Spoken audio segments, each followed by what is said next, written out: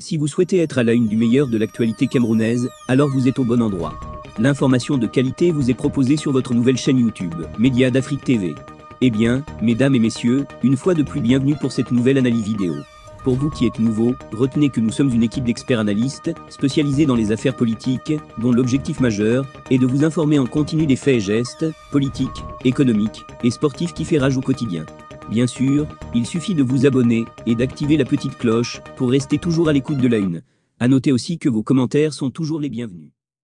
L'affaire qui a connu 2 reports successifs s'est finalement ouverte, le jeudi 4 avril 2024, devant le tribunal de première instance de Kaélé, dans la région de l'extrême nord du Cameroun.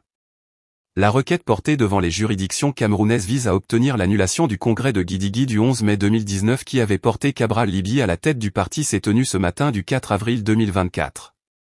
À l'appel du dossier, la partie adverse qui était représentée par son conseil, a enfin produit l'original enregistré de son assignation dont le défaut empêchait le démarrage effectif du procès. Le conseil du président national du PCRN que je suis a pu se rendre compte que cette assignation avait en réalité été enregistrée depuis le 27 décembre 2023, et qu'il aurait donc dû être produit dès la toute première audience tenue le 4 janvier 2024.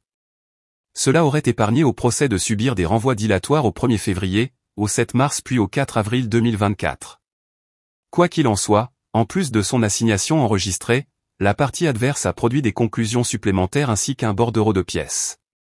En retour, j'ai déposé moi aussi des conclusions et pièces au soutien des intérêts de mon client, l'honorable président national Cabral Libye LINGUE, suite à quoi la cause a été remise au 2 mai 2024 pour les répliques de M. Cona Robert, indique le conseil de Cabral Libye dans un communiqué.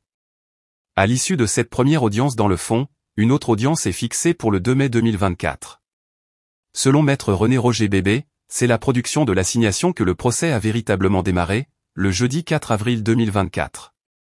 Quoi qu'il en soit, en plus de son assignation enregistrée, la partie adverse a produit des conclusions supplémentaires ainsi qu'un bordereau de pièces.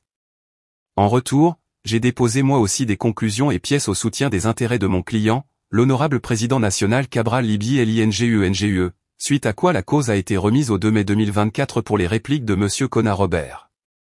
Il transpire de ce qui précède que c'est ce jour, avec la production de l'assignation enregistrée que le tribunal a véritablement été saisi et que le procès a effectivement commencé, a écrit maître René Roger Bébé, par ailleurs vice-président du PCRN.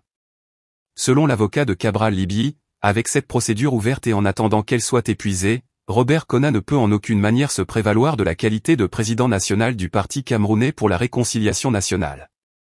En conséquence, le Cameroun revendiquant le statut d'état de droit dans le concert des nations, Sieur Cona Robert, qui, faut-il le rappeler est l'initiateur de la procédure concernée, ne saurait se prévaloir de la qualité de président national du PCRN, qualité qui ne peut lui être conférée que soit par un congrès du parti, dûment convoqué par l'actuel président national Cabral Libye ou par une majorité qualifiée des militants du parti, soit par une décision de justice intervenue à l'issue du procès en cours est devenue définitive et irrévocable.